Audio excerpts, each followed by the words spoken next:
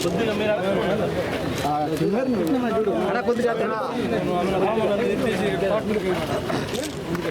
వ్యక్తి 6 కాలం కష్టపడి ఆ కుటుంబం ఒక ఇల్లు నిర్మించుకుంటే దాన్ని కూల్చివేస్తే ఇది నేషనల్ వేస్టేజ్ అవుతుందా, సంపద సృష్టి అవుతుందా అనేటువంటిది కూటమి ప్రభుత్వంలో ఉండేటువంటి పెద్దలు చంద్రబాబు నాయుడు చెప్పాల్సినటువంటి అవసరం ఉంది.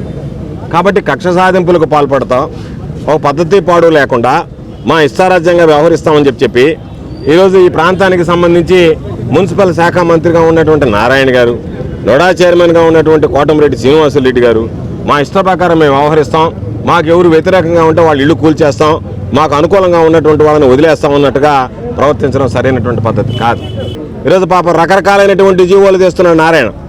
ఒక జీవో కూడా తీసుకురా, వైఎస్ఆర్ కాంగ్రెస్ పార్టీకి సంబంధించినటువంటి కొట్టేస్తాం, తెలుగుదేశం పార్టీ వాళ్ళు జోలికి పోమని చెప్పి జీవో తెస్తే అదేనే తెస్తే బాగుంటుంది తప్ప అవన్నీ పక్కన పెట్టి ఇదేమో మీ జాగీర్లాగా మీ ఇష్ట ప్రకారం మీకు ప్రజలు ఓట్లు వేసి గెలిపించింది మీకు ప్రజలకు సేవ చేయమని కానీ మిమ్మల్ని జాగీర్లాగా ఏలమని కాదు.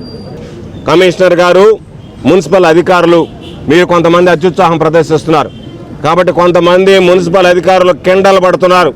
మీరు కిండలు పడడం మంచిది కాదు. మీరు ఇదే విధంగా కిండలు పడితే రేపు ఈ ప్రభుత్వం అధికారం మారిన తర్వాత ఎవడైతే ఈరోజు కిండలు పడ్డాడో ఆ కిండలు పడ్డ వాళ్ళందరూ కటకటాల పాలవుతారు అనేటువంటిది గుర్తుంచుకోండి. మీరు కిండలు పడుతున్నాము మాదేందని అనుకుంటున్నాము, అధికారం ఎవరికి శాశ్వతం కాదు. కాబట్టి అధికారం బదలాయించినప్పుడు, అధికారం మారినప్పుడు, ఆ అధికారం మారిన తర్వాత ఏ విధంగా ఉంటుంది ఆ ఒక్క విషయాన్ని గుర్తుపెట్టుకోండి. ఆ ఒక్క విషయం మర్చిపోబాకండి, ఆ ఒక్క విషయం మిస్ కాబాకండి, ఆ ఒక్క విషయం మిస్ కాబాకండి, ఆ ఒక్క విషయం మిస్ కాబాకండి, ఆ ఒక్క విషయం మిస్ కాబాకండి. అధికారం రేపు మారితే అధికారం ఎవరికి శాశ్వతం కాదు. అధికారం మారితే, అధికారం మార్పిడి జరిగితే, అధికారం మారిన తర్వాత రేపు మీ పరిస్థితులు ఏముంటాయి అనేటువంటి ఆ ఒక్క విషయం మర్చిపోబాకండి. ఆ ఒక్క విషయం మిస్ అవుతున్నారు మీరు, ఆ ఒక్క విషయం మిస్ అవుతున్నారు, ఆ ఒక్క విషయం మిస్ అవుతున్నారు మీరు. అధికారం రేపు మారిపితే ఏం జరుగుతుంది అనేటువంటి ఆ ఒక్క విషయాన్ని మిస్ కాబాకండి. ఆ ఒక్కటే మిస్ అవుతున్నారు మీరు, ఆ ఒక్కటే మిస్ అవుతున్నారు మీరు.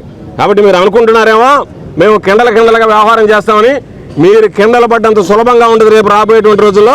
మీ కిండలందరూ కూడా ఎవడైతే మున్సిపల్ సిబ్బంది కిండలు పడుతున్నారో వాళ్ళందరూ కటకటాలు పాలయ్యేటువంటి పరిస్థితి ఏర్పడుతుంది.